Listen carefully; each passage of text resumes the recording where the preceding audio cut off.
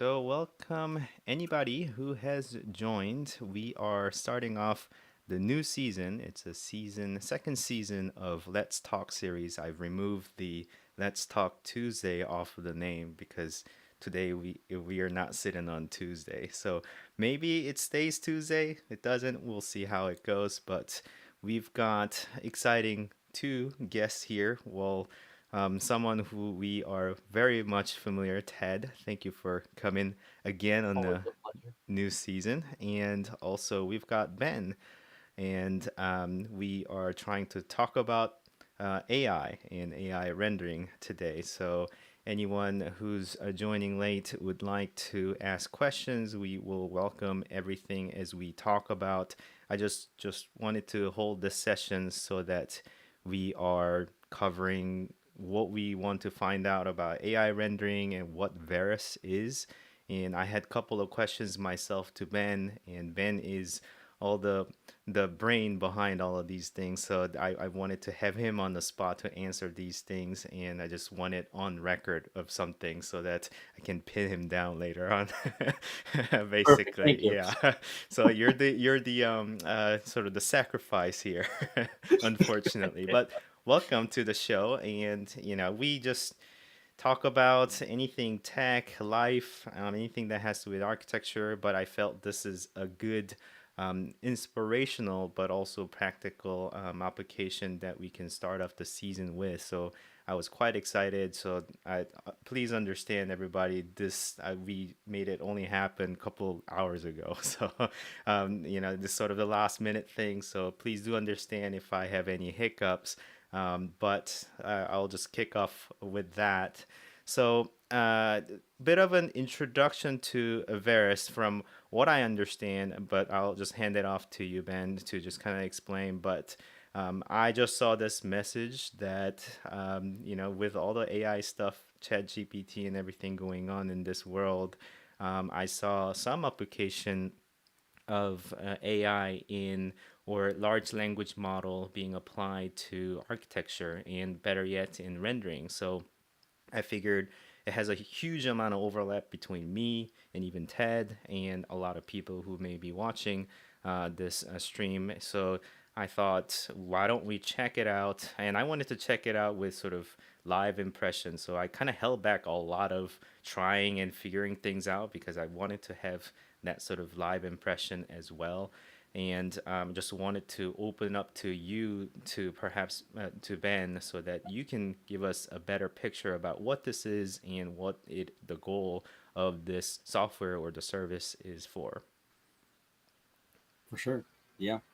So I'll just say a quick thing about it. So Veras, like you said, like you mentioned, it is using, there's a lot of different, this the kind of, it's so interesting. We're living right now in a time where like so much advancement is happening in AI technology, and their underlying thing is machine learning, obviously. But with Veras, you've mentioned large language models. It's using actually diffusion-based models, so which is imagery, which is used for both images and also 3D voxels.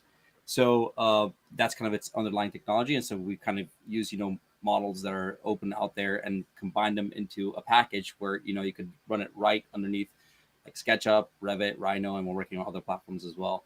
So right now it's really good at like it's using kind of your model as a substrate for a lot of ideation and visualization, but it's much better right now at ideation because of kind of the way it works, and it's growing into kind of its finesse and fine tuning to be getting closer as a visualization. So, oh yeah, thank you for that. But yeah, I'll leave it at that in a nutshell. But yeah, as you can see on the screen here, like for example, this is most people know about the Revit kind of cabin sample model that comes shipped with Revit. So we've just ran with different prompts, basically that same model, and by changing the prompt, you can get different moods out, different kind of environments, different seasons, materiality changes, things like that. Um, yeah, and if you scroll down, you might see some more kind of examples of like, so that one's kind of exterior, but if you run it for interiors, you can run it for like massing. So this is a simple push pull mass that you're playing with, and then based on the prompting, it just takes that kind of mass geometry and then adds the additional detail to it. And then I think the next one's like some interior shots of kind of the same cabin, but it's just uh, well, it's exterior and interior. I think it kind of cycles through those. Yeah. Yeah, So you have both, well, I guess SketchUp, Revit, and Rhino at the moment that you guys are supporting. right. Yeah. And so is this meant for a lot of conceptual type of rendering where things are, you're experimenting lots of things and that's why you put in sort of keywords to make up these things? Or what kind of stage of the project are you looking these rendering to provide the answer for? Yeah, I think that's what it's best at right now at the moment. Like that early stage schematic design, trying to get different ideas in, and just with a simple prompt, you could kind of make a complete scene change and just explore ideas in a very, very rapid way. Uh, However, we are working towards uh, finessing it basically. So high resolutions, more accuracy, more geometry retention, so that it could essentially, you know, be a much closer to the actual, retaining, the detail in the geometry, but then less exploration in terms of geometric augmentation, more retain the exploration for materiality, for example, or season. So I want to keep the 3D model exactly how it is, how I designed it, but I just want to see it in winter or in summer, things like that. Change the season or change, you know, uh, ACM material to like wood cladding, but I still want the surfaces to be the same exact surfaces that I put on there. Um, so Sorry. right now we could do some of that with kind of the sliders that are there in the application, but it's not as good as kind of the ideation portion at the moment. Sure. Yeah. And something that I do want to highlight before we actually get into, sort of actually rendering with, because I feel like that's what we got to do right now. But Yes. something that I wanted to kind of highlight is the fact that you've got these three already CAD software or I guess 3D modeling software that's gonna get your Veras going. And something that's great about SketchUp is the fact that the amount of conceptual modeling that gets done inside of SketchUp. So, combined with power of this sort of quick succession, but also, getting this ideas on the rendering, I think it's going to become really powerful in terms of how it kind of works in actual practical environment. So let me.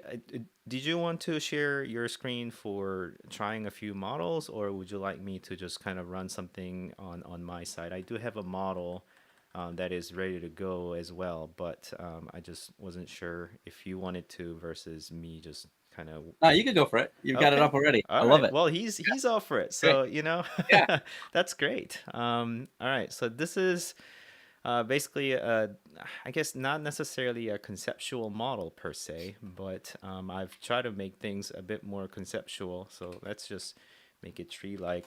And something that I had also understood, trying a few things out, and I'll mention it as we go. But we have this sort of aerial pavilion type of setup, and then I'm just gonna run Veras. And after you install Veras, basically you get this single icon, or perhaps you can go down to extensions, and then there's gonna be EvolveLAB Veras. And by the way, do you always capitalize Veras or do you not? I think I always do. Yeah. Okay, so exception of here, or I guess there. Yeah, the title of the video I left it as the capitalized. I wasn't sure, so I just wanted to be a bit more consistent. But okay, so Veras, we've got that. Is this in currently in beta or is it a really official release version? Yeah. I mean, we're still ironing a lot of different things with the application.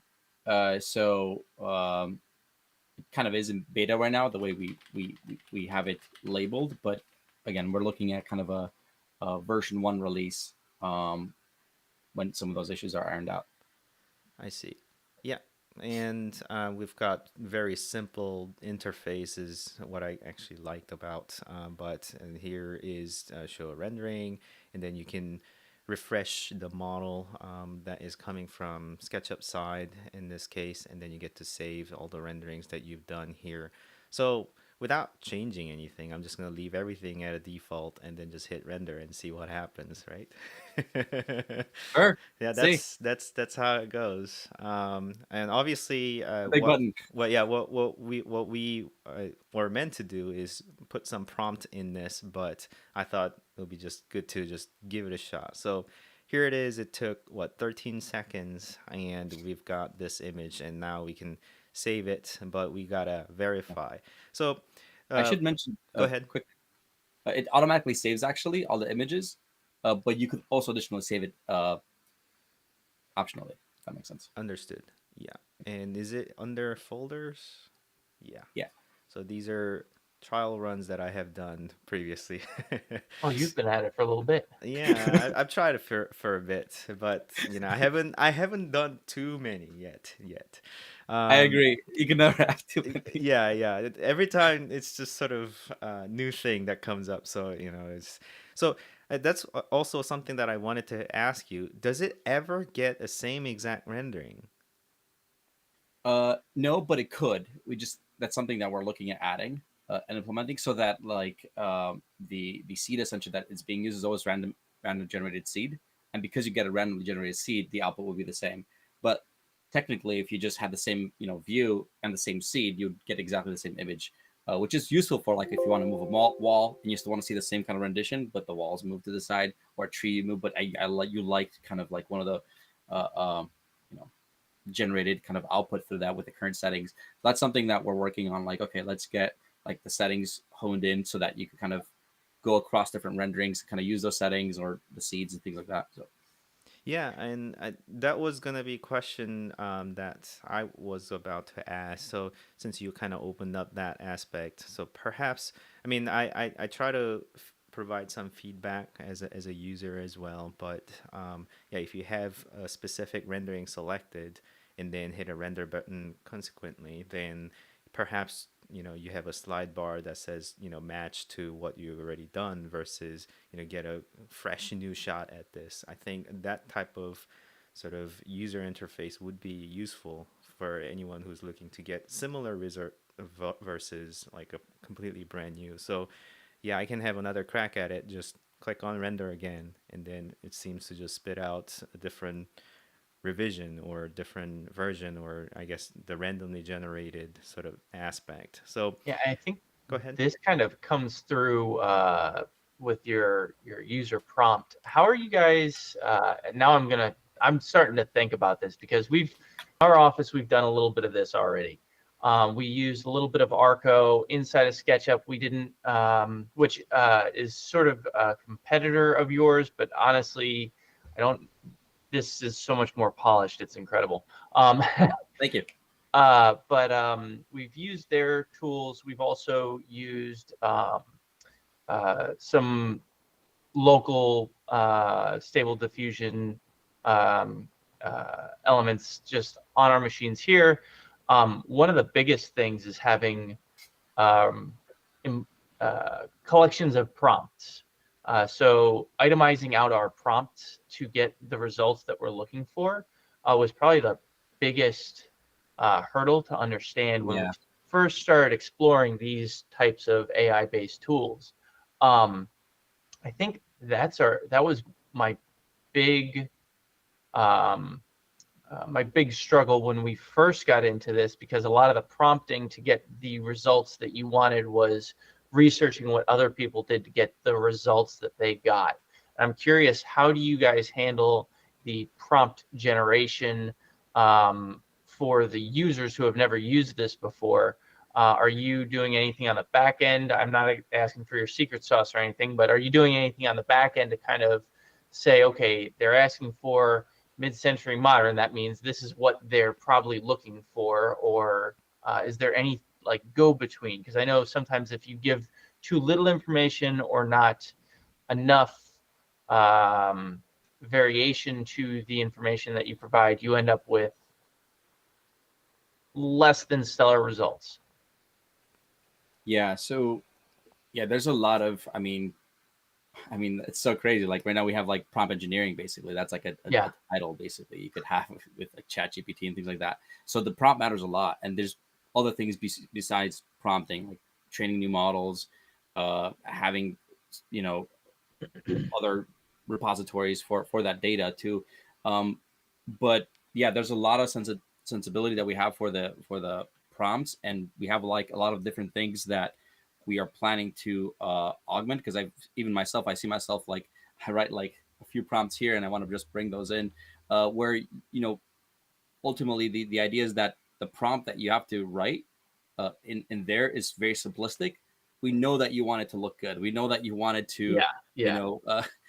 uh, you're within a certain kind of domain, working in certain softwares. If you're in Revit, most likely it's going to be a building, architecture, interiors, things like that. So we could extract some of that data already from the fact of the context that we are in. And so the goal that we're kind of really have is just how much can you minimize that language and the syntax that you're writing in there, so that you don't have to be a prompt engineer for that. You could just kind of like embellish that automatically or generate, so Right. that's kind of our focus a lot on a lot of kind of assisting the user. And there's a lot of features actually that we have coming up that are going to be helping even more. So you don't even have to kind of do like copy and paste, and then you just kind of have it in there, and then you kind of have like a repository of what worked and like examples and things like that. So Yeah. that's I kind could of almost imagine a community-driven prompt collection, right. if you will, something that you can is a searchable tab that you want this style of architecture and you don't know how to get it. So who's doing what and how? And user submitted prompting or something to that effect. I feel like, because that's essentially how we went about it, is we found other people who had similar results to what we wanted. We worked with their general prompt language, and then we would feed that back into Chat GPT. We were working on Chat GPT Yep. 3 at the time, and getting Chat GPT to spit out Yep. a prompt response that would be best suited for whatever it was. It was very cyclical. It was interesting, the Yeah. process. Automate that. Huh? Automate that process. Yeah, exactly. It was like, I got to Yep, copy exactly. this thing over here, and I had a chart of a spreadsheet of prompts that I used, and yeah, it's definitely interesting seeing how these things are evolving. And I've got I have my tool, that my like coup de grace thing that I want to see happen, but it hasn't quite happened yet. Yeah, I hear Um, you.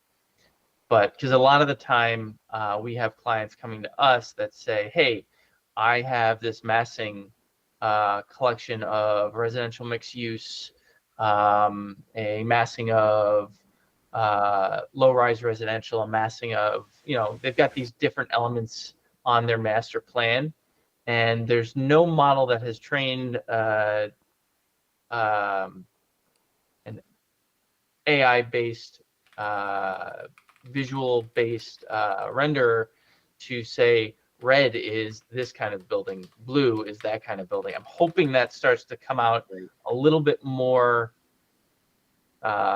regularly, or somebody starts training it, hint, hint, nudge, nudge, because that would be really helpful for us. Because what we Yeah. end up doing is we have to go through our library of renders and say, okay, client, here are 5 options of things that are similar. What do you like most? And then we have to tailor make, Right. what those buildings look like, because they want something realistic that they can sell to either their client or Right. investors or somebody like that. But we have to invent all that architecture. So if we've got a base to start from and say, hey, here's some architecture, go for it.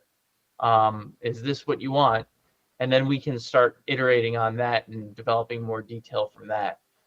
So yeah, that's where my mind is at. I'd love to see a tool like that hit market, because these perspective renderings are awesome, but they're only really good for that, like what you said earlier, Ben. Yeah. The iterative kind of creative juices, getting them flowing. And I'm Yeah. thinking a little bit further down the line of, okay, how do we implement and leverage these AI tools to get to where the client needs to be Right. for the more higher end detailed rendering stuff that we do. So that's Yeah. And my that's, yeah, no, those, you said a lot of things there. And I think that I'll just pick up from the last thing you said, but like, that's definitely a possibility. It's just a matter of kind of like the fine tuning and like Mhm. actually understanding, and then opening up a lot of different things for clients to, explore those things. And so, and then our concern with all that is also keeping the UI and the UX super minimal. So like, keep the big buttons, the most important and impactful things, do the Mhm. most of the work for you.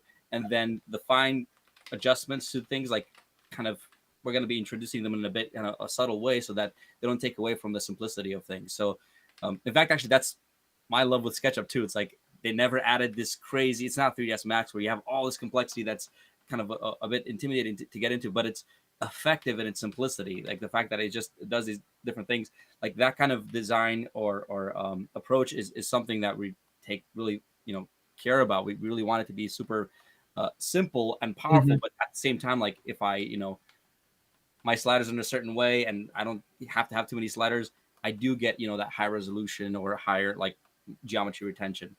Yeah.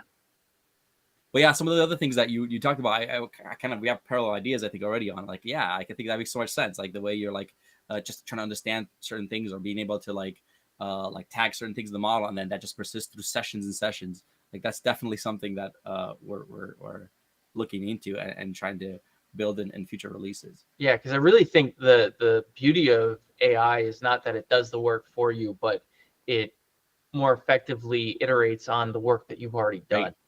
Right. That's like Joseph, as you're kind of pinging through things, you're iterating on what you've done already, and it's really looking good. Like I could see this house in Malibu somewhere. Um, yeah, so these kinds of tools that we're seeing more and more of, um, generating, I always hear this in my industry. So I don't know if we ever talked about where I kind of come from creatively. I was an architect, worked at Mhm. Chaos Group. I do ArcViz now full time. A lot of the community that I keep, interacting with, I keep hearing from people, oh, it's going to take all our jobs. It's doing all the creative stuff for us. Like they said that about rendering when rendering became way easier back in the, early to mid 2000s. It's like, Right. oh man, don't make that tool so easy. You're going to take our jobs. We want it technically difficult so that we don't. It just compounds on how much more you can put into it at a faster speed, I guess. Yeah, I think I agree with that. Definitely. I think it augments the process. It doesn't Mm-hmm. necessarily take away from it. Now there's two schools of thoughts, and both sides kind of have different points. Obviously I lean towards one side versus the other, where I think that like this is just another tool that you kind of augment your design process through, and it helps you. It's almost like a for the ideation stage, it's almost like a personalized in Pinterest where you don't kind of manually research online for like, well, try this idea already mapped to my kind of my geometry that I have here. That might not even be the geometry because what I'm seeing from this rendition might actually affect me to change the geometry to something different. Yeah. So it's I definitely see this co-authoring and synergy with these kind of tools, through the design process. And what it does really is enables more throughput. So you could like that the time that you would have kind of manually, like for example, before like path tracing, and when path tracing was now a lot faster, it's real time.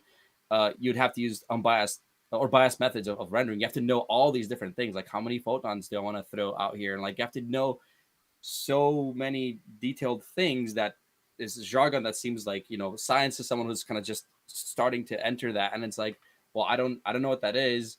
And then as soon as path tracing became more viable, like the settings went down like a huge factor. And so this is kind of that kind of a similar magnitude where like the settings that you have to be worried about and understand and learn is again simplified to a fraction of what you'd have to know. And now currently it's not there where it can't produce those kind of results, but it's, I mean, this is I developing mean, so it's fast. I wouldn't be getting surprised. close. Yeah, it's getting exactly. Yeah. Like I feel like if you start stacking maybe like an Enscape or base V-Ray render on top of what we're doing here with the Veras tool, it's one of those things where like you start giving it more information to pull from. What do we get? If you start giving it a little bit more detailed information, and I feel like, and correct me if I'm wrong, Ben, AI wants less information, not more information a lot of the time. Is that correct? Or am I just not using it right? I think it wants more if you want to be more Yeah. specific, and maybe less if you want to be more dynamic and like let it kind of like randomize more. So Because maybe maybe it's a balance between like ideation versus reproduction of like reality. okay. Yeah. Because there's definitely like uh plateau that we were hitting, where if we gave Yes. it too much information, we would end up just with the same thing over and over again, Yeah. where we had too much detail in the model. But if we scale that detail back, maybe 30% from finished, then we start getting more intuitive results, we'll say, where it's saying, well, I don't know what this is, so I'm going to add window here. Or I don't know what this is, so I'm going to add vegetation. So Right. That's your point. yeah, I think we hit a point where we were adding too much detail, and not giving it enough leeway, I think is what ended up happening with a couple of our projects. Because we implemented this on a project just recently, for a stadium that we worked on. Very cool. And there was a lot of push and pull to get where we needed to go. And we didn't use anything like in software. We were just pulling images from Images. SketchUp and putting it into, I think we were using a mix of Stable Diffusion and Midjourney. And then just seeing what did what best. And we just kind of like, we were spitballing, throwing spaghetti at the wall to see what sticks. That's right. So yeah, I think this is starting to refine that process a good bit and really generate some cool results. So Yeah, and I think that's where like we're also going to be expanding on. Like, let's say you do want to be more volatile, even with the geometry, and don't want geometry retention. You do just want to be more creative, but you want it simplified to like, I do want a desk there. So this cube is a desk, but it's just a cube right now. Don't give me a desk that looks exactly like a cube. Get creative with it. Things like that. Which right now is we have some kind of way to do that, but it's not as fine tuned that we'd like it to be. But I think you're right. I think it's like we're kind of in this early stage of a lot of technologies being developed, and we're trying to push it to our domain. And because EvolveLAB and myself are also, like you said earlier, like from an architectural background, and like kind of, but like how could this technology improve our space and our industry? And so we're like growing with with the movement, so to speak. yeah. Yeah, and I mean, I've also been exploring some of your other tools. It's really funny that Joseph, you invited me on today, because not 2 days ago I got served an Instagram story about the 10 tools to learn as an entry-level architect to make your life easier, to do your job for you. And one of the tools that came up was I think it was Veras and Glyph were two of the tools Nice. in that like story that they created. That's so cool. Yeah, because I'm only now seeing Glyph and understanding how it works and what it is that you were trying to do with that plugin. But it's definitely interesting to see these things start to get some traction and get some use, because my background, I learned Revit in 2008, and I don't think it was even adopted in the firm that I was working at until probably 2015. So it was one of those things where the adoption rate is so low with a lot of firms, because we got what we got and we're just going to chug through and keep using what it is because we know how to make it work. There's not a lot of visibility for these new tools that are really going to make things faster, like legitimately a lot faster. So we're super excited about Glyph too. Like we've the goal with that application, I know it's not the talk of this one, but just briefly, like we're looking at essentially like you worry about the BIM, and then the rest is like auto documentation basically. Again, it's a tall hill to climb, and we're kind of working on it. We're not there yet. We're probably like huge percentage of the way there, but we're growing closer and closer towards that. And it has this additive approach instead of like a subtractive approach where a lot of templates start with like you're removing things. It just generates things from like views and sheets and annotations and everything from kind of scratch, as long as you can have your settings there.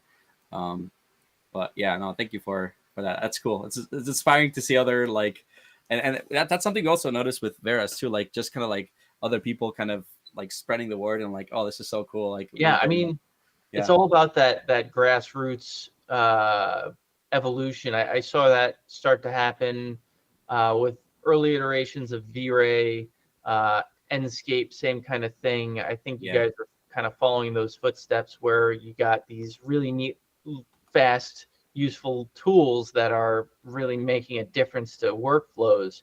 How do you, in an office situation, how do I leverage that? Right. And, as a, you know, grunt back in the day, how do That's I right. make my boss happy and go home at 5 o'clock at the same That's time? right. Yeah, we have some cool stories about that. Like people, even like Helix. I know there's like was one story we heard about. Like they had like a deadline, and it's like, okay, make it or break it moment. Like I have to do all this modeling. Either this tool works or it sucks. Because I'm gonna have to stay up till 2 a.m. or something. And it like worked out, and it was like, oh, this is so great.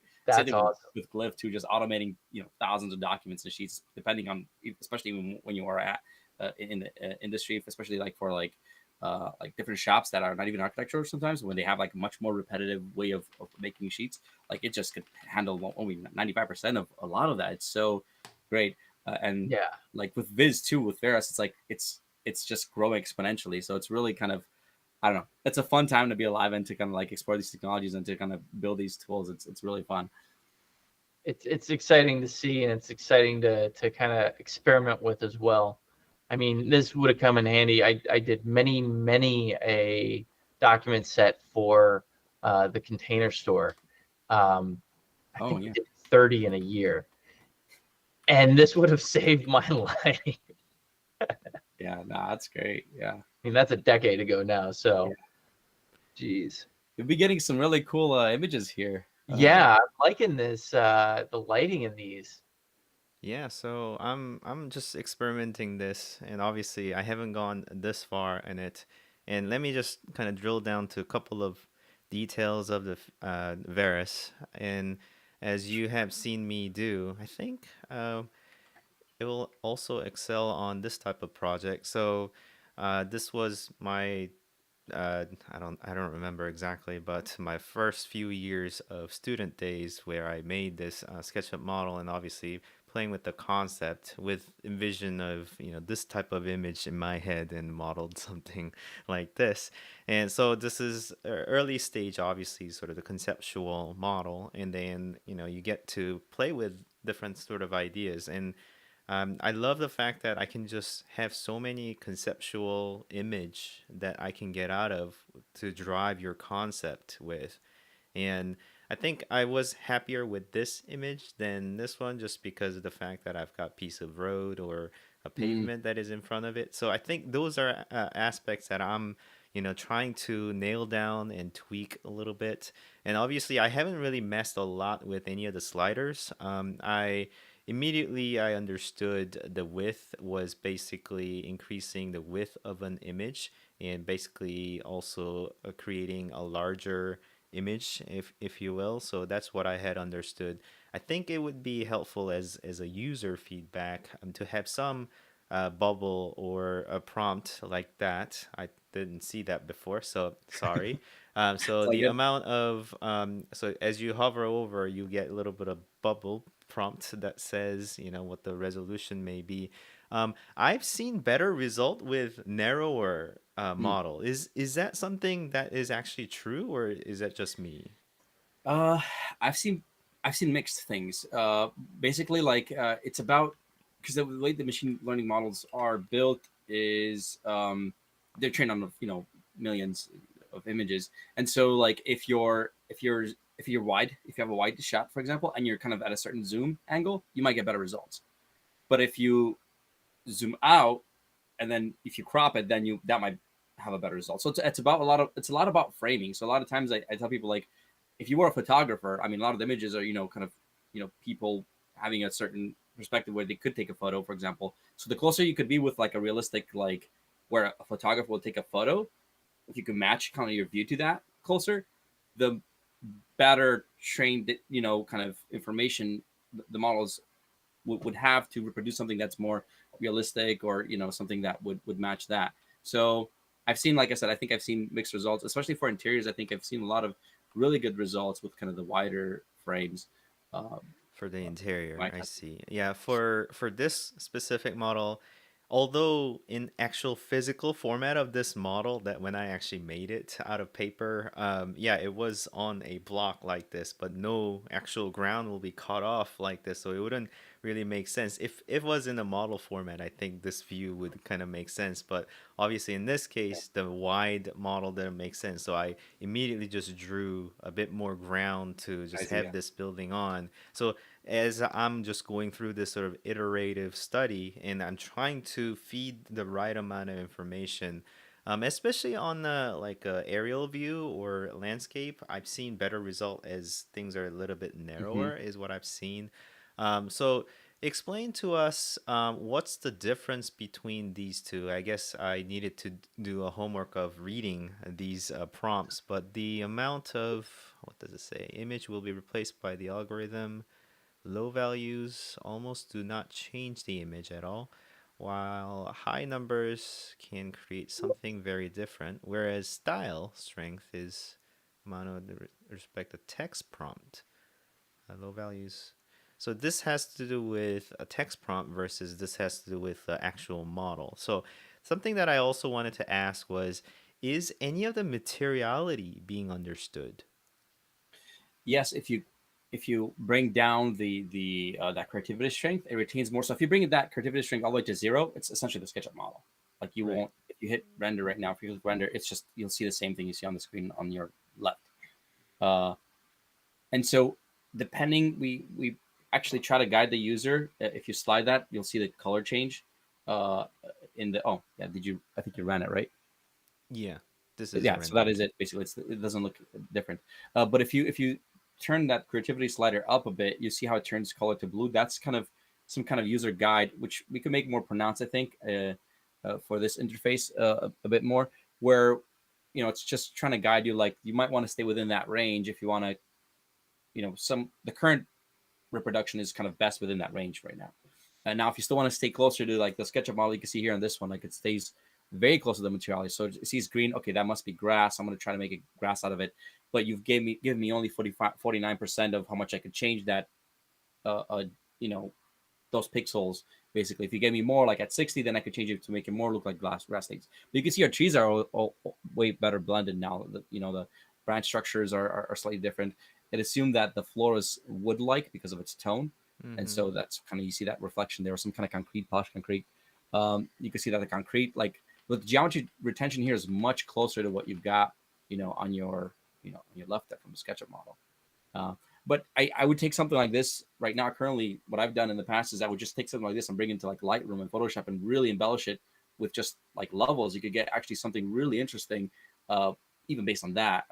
But again, now it's using a lot more of what you've got in SketchUp. So if you had like a sky, like a gradient or something, that will come through.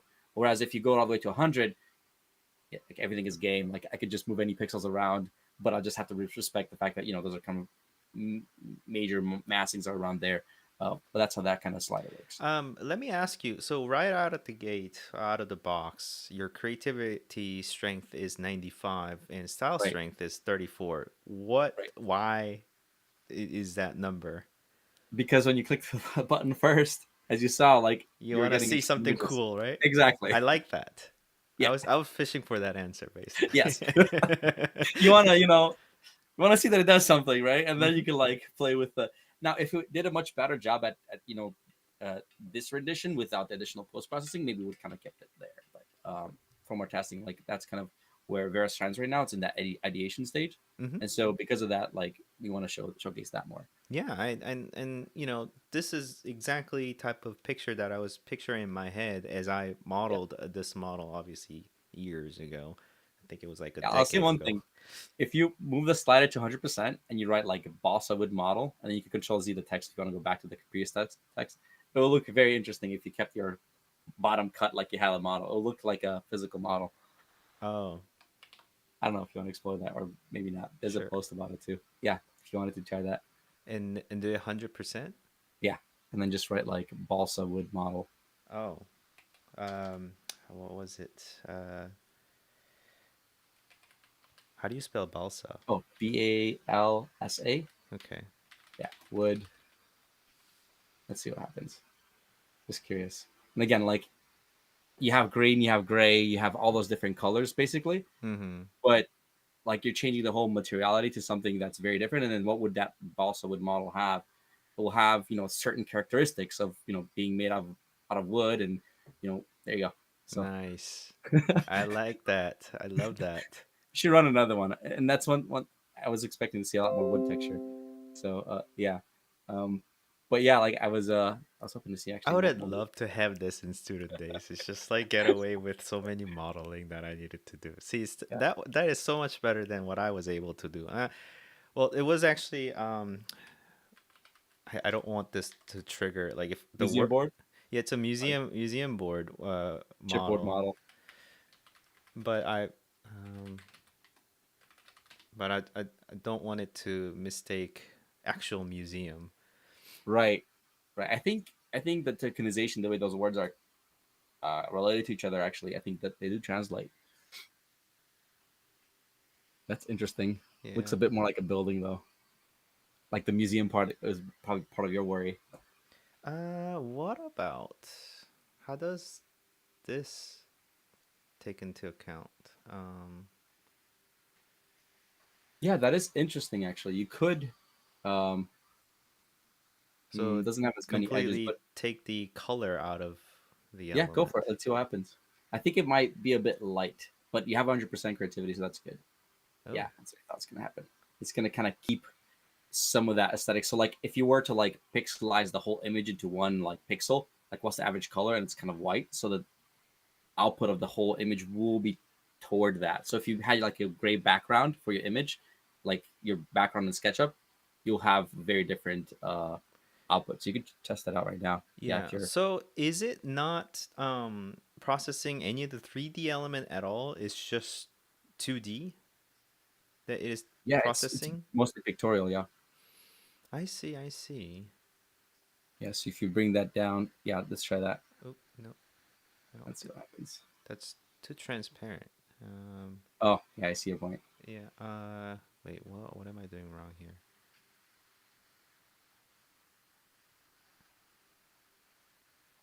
Maybe throw in ground and see what happens. That should be interesting. Oh, looks like we got a notification there. Yep, we do.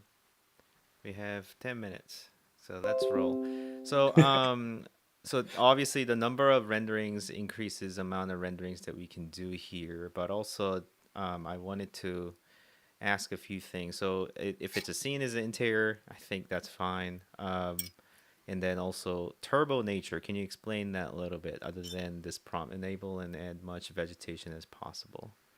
Yeah, it's just trying to kind of like read into like, yeah, you could try it. Like it tries to read in more of the wherever that green is, and Mm-hmm. tries to like almost force like anything that could resemble anything close to that to be like vegetation, bushes, and sometimes it adds even when you don't have enough like, uh, yeah, you could probably do Control Z on that prompt, Really? but yeah, because I think you had a nice prompt there. Yeah, nice. Um, so yeah, I guess we'll see it once it. And I don't know if I saw it, but did you have a chance to refresh the view when you did that? If you look at the SketchUp view, yeah, nice. All right. So yeah, Refresh now if you run it, and uh, then render. you should see like a difference there. Although creativity strength, let me just reduce it down to 1. Although I think it's going to render 2 at this point. Yeah, it might pick up on right. Yeah, but I like that because often you want to consume it with nature in a lot of views. So yeah, exactly that. And then atmospheric, I understood it's adding like a fog and Hmm. just different type of sunset type of view, Yeah, which is kind and of that's something. misty. Yeah, and that's something pretty hard to produce in like traditional visualization methods. Actually, that portion, Yeah, it takes a you lot of have processing to be to good do at that. that. Right. Yeah, And you I have to saw know a how to. couple of images show up like that, and I was like, oh, actually, yeah, if I go back here, this is a bit more atmospheric than Mhm. this one. And I didn't Right. click on it or I didn't enable it, but it still showed up. So I was just Right. Okay, I was understanding. Oh, this one is randomly. It was chosen as a bit more atmospheric than this one. So that is what that does. And then an aerial view, obviously, between interior versus aerial view. I think, yeah, people will immediately understand that sort of things. Maybe if it was able to undo, little, this is a UI feedback, but Right. having Yeah. a little undo there. And I think you would go in between either interior versus aerial rather Yeah. than one, or you wouldn't check both. I hope. Right. Um, yeah, so Well, you. that is all very exciting. Yeah, did you want to add something? Oh no, I was gonna say technically you could have both in a way where you're like at a building and then you are seeing through like a high rise and it's aerial this part of the image because you could see through it. So aerial kind of helps with like rendition of trees are kind of top down, Yep. not like front facing. So like in profile. So that's where. But yeah, we kind of kept that simplistic like ideas there. But yeah, I like the undo idea. I think that makes sense. Yeah, and this type of rendition of the all different type of revision is so cool that we can get that done so quickly, and this type of image I would have loved to have it in my student days when testing out ideas. It is so quick. Now, one additional very interesting application that I saw was in your video. So Yeah. basically, because SketchUp is used in a variety of different woodworking, I've seen it so much. So you can do it on the Yes. furniture or these type of little bit of knickknacks, and you're able to create these sort of things. And you added the prompts from ChatGPT. So Yeah. basically, having a couple of prompts generated by ChatGPT to describe, because I don't know how to describe pottery per se. Right. I don't know. Yeah, yeah. So you can ask it to come up with something and then even to do that. So I think it's incredible that you are able to mix those things and come up with different type of image, and this looks completely believable, and I really like the fact that you're just creating this in matter of seconds. Now, one question I did want to ask is, obviously these people understand renderings as being done on your machine, but I wanted to clarify. I guess you can clarify whether how the rendering is being done or how they should understand the rendering is being done. Yeah, so they get sent out to the cloud and they get rendered there, and then they get sent back the kind of response. So that's how it operates right now. Right. Yeah, and yeah, we've got a couple of minutes left, I believe. On the prompt it said, okay, extend call. How do I extend call? Oh, I need to upgrade. Never mind. I'm not gonna do that. I'm too cheap. Yeah, so I pretty much covered everything that I wanted to. Obviously, I understand it still is in development phase, and you're kind of honing out a lot of aspects of this. But I think it's very exciting, and I thought I mean, it was quite inspiring for me to test these things out and see what comes up. And it was obviously pressing that button and see what comes up at the first go. And I was just impressed at the first click, and that It just worked. prompted me for this call and talking on online for this. So, any sort of the last few words before we head off? Yeah, just any viewers, if they want to check out our webpage, evolvelab.io. We've got other tools too. So this one's definitely one of them that we're rapidly developing further. But we got Glyph, Helix, and we also have Morphus coming out, which is kind of like generative design within Revit, which is really cool. And yeah, always a pleasure talking to you. It's always nice talking to you and hearing your feedback. I think, uh, yeah, thank you for having me on. Absolutely. Ted, did you want to add anything? Nothing in particular. I've got more questions now. But I also think I might have found a bug. Let's fix that. Well, let's chat after. So let me know how to submit bug feedback and I'll send it your way. But Perfect. yeah, this Let's is do that. a really impressive tool that I think is gonna come in handy very soon here. I think I just downloaded the trial version this morning to play around with. I've got some experiments I want to run through it, and yeah, I'm excited to see what other exciting tools you guys generate in the very near future. So Thank you. very, very cool stuff. Awesome. And I'll just wrap up the call here for the stream.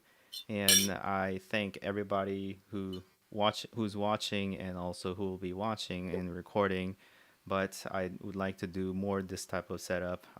Perhaps something coming up in few weeks or even a week or so. So I'll try and conjure something so that you guys are able to get digestion of a bit of technology and things that are going on in architecture. So thanks everybody. I'll just run the outro and stick along. Bye. Thanks, guys. Bye.